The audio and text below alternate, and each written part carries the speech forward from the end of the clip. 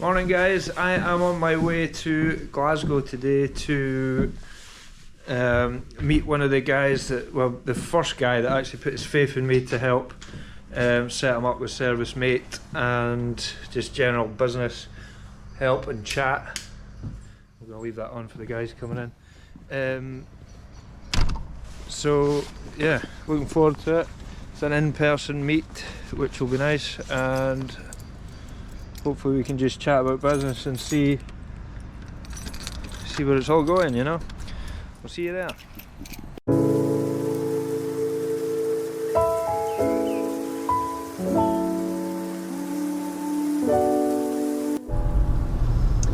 So we're on my way to Glasgow and I'm going to meet Johnny.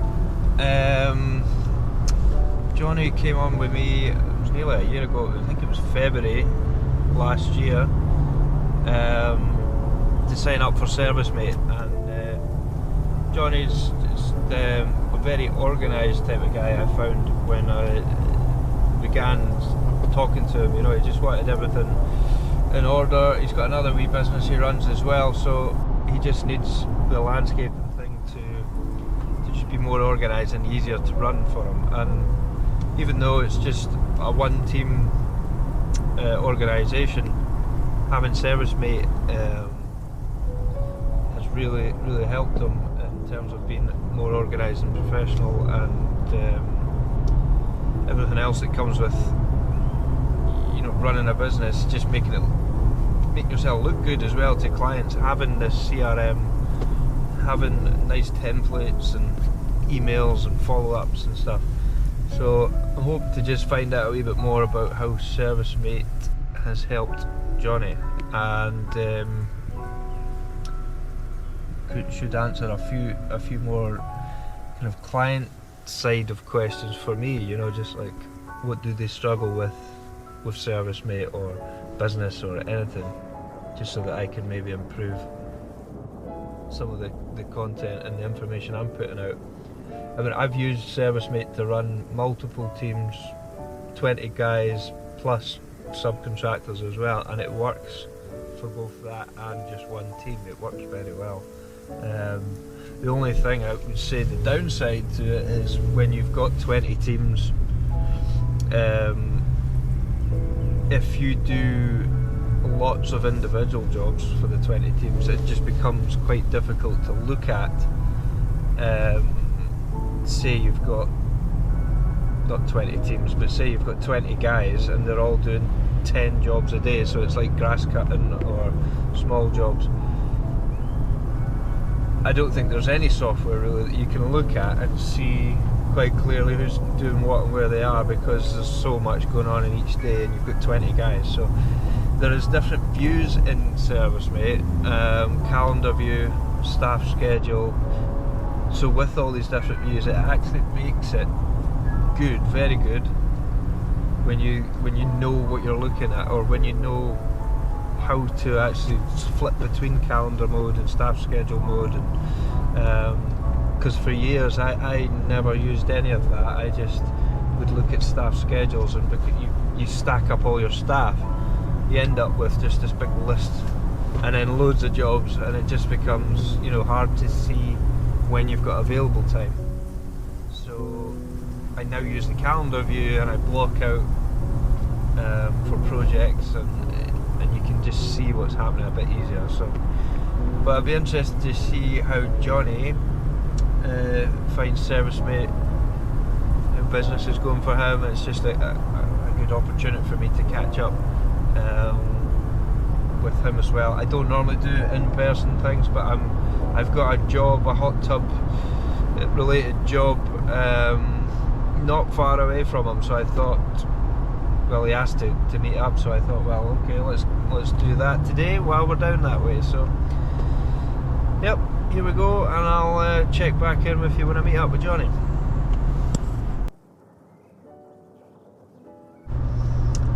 Hey guys, so I've had my meeting with Johnny. Johnny, it was very good to meet you in person, and yeah, we had a good chat. We chatted for a couple of hours. Thanks very much for lunch, Johnny. But yes, we talked about quite a few things, but a couple of things Johnny was kind of asking me about was, what do I do in certain situations? And even in the time we were there, he was getting multiple calls from his guys on the jobs asking small details about things, or where should this go, where should that go. And I said to him, I was like, this is the problem, like everything's in his head and the guys don't know what's in his head, so they can't do it, so they have to ask him, so he then becomes the bottleneck. And this happens with everyone. I mean, it reminded me of myself as well. But he said to me, how'd you get around that? And if it's something like customer changes something yesterday, and today they are carrying that job out and the change needs to happen, how do they know what's to happen unless they were there when you were getting told to change? So I said, what I do and what I did is I do what's called project management videos, and it's basically just me with the finger on a video, a couple of minutes max each video, just saying, look, the hedge is going to go here and this is where it stops against this line, against this tree or whatever. You would have a little detailed video of each part of the job and the guys would just watch that. So if a customer comes out and changes something, you go over it with the customer, and then after that you go out and make a video, quick video, and then have it somewhere where the guys can see it. What I do is I normally put it onto ServiceMate, onto our field management system, and then the guys have got it on hand on each job. When they're logged into the job, they can see all the videos or details about the job. So that was one thing we went over, which was good. I was actually seeing that in real time being a problem for Johnny, and he's the kind of guy that really wants quality customer service. It just reminded me of myself, and when I was kind of in the roots of doing it all. And yeah, I think it's so important that when you've got all that control and you all that info in your head, it's just to get it out there, and so the guys have got it. We spoke about a lot of things, but that was one thing. Another thing was like tracking budgeted hours against actual hours and what's involved in doing that, because at any one time when you're in a project, you might not know like where you are with materials and labour. You could be like, well, I don't know if I'm making money or not, and where am I actually at? And I was just explaining to him that what I do is, when I price a job, I price it on my project pricing sheet, which is an Excel sheet. So going back to Excel, and it has the budgeted hours for each task on the job and the materials already on there. So in real time, while we're going through the work, either on a daily or a weekly basis, I'll go into that spreadsheet and just mark where we are at with that job, and you can either see it as a percentage or just see it as actual hours versus budgeted hours. You can see where you are, like a snapshot at that point.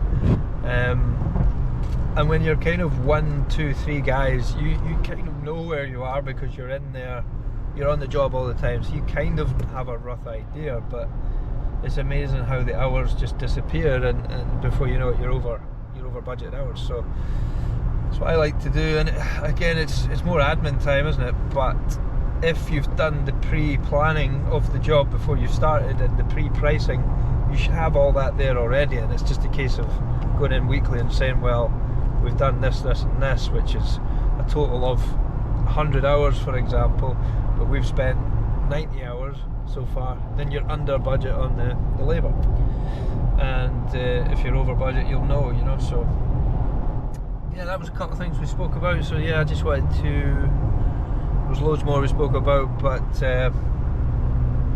for the purpose of this video, I was just going to put a couple of points on there of what we talked about. And it was good to meet in person. I don't normally do meetups in person, but because I'm just starting this coaching software type thing off, I have Johnny was one of the first to come on board with it, and so I'm more than happy to do these meetups and stuff, just to, for me, more than anything, to try and find out, you know, what the pain points are of other landscapers and how can I help, if at all, if I can help. So it's, and again, then I'll be asking Johnny, you know, was it any help to you? Is it, you know, was it worthwhile? Is it something you would have as a service, you know? And because I know, like, when I started 20 odd years ago, and I would say maybe 5-10 years into my business, I just wish I had someone to say, right, no, stop doing that, do this, and you'll cut out years and years of just wasting time and making mistakes. And I just wish I had that. So I'm kind of just wanting to try and help other landscapers that are in the same situation I was. Because at the end of the day, and I discovered that I could make just as much money from landscaping by having my guys doing really simple services like cutting grass and garden clear-ups. I could make just as much doing that as I could doing fancy projects, bespoke work, which took all my time up, you know. And so I soon realised, you know, to cut out some of that and take more on of the simple stuff. And me and Johnny had a discussion about, you know, what does he want? Does he want to do bespoke and be like the best guy at doing bespoke, or, you know, does he want to get off the tools and let things run himself? So it's trying to get that balance and seeing what it is you actually want, and then taking the right path to try and get that. Unfortunately, I've done everything from bespoke to simple services, ground maintenance, and I've wasted a lot of time going down all sorts of different avenues. And while it's good doing everything, it's not necessarily profitable. So yep, I'm now on my way back up the road. So yeah, had a good day. I'll catch up with you soon, guys.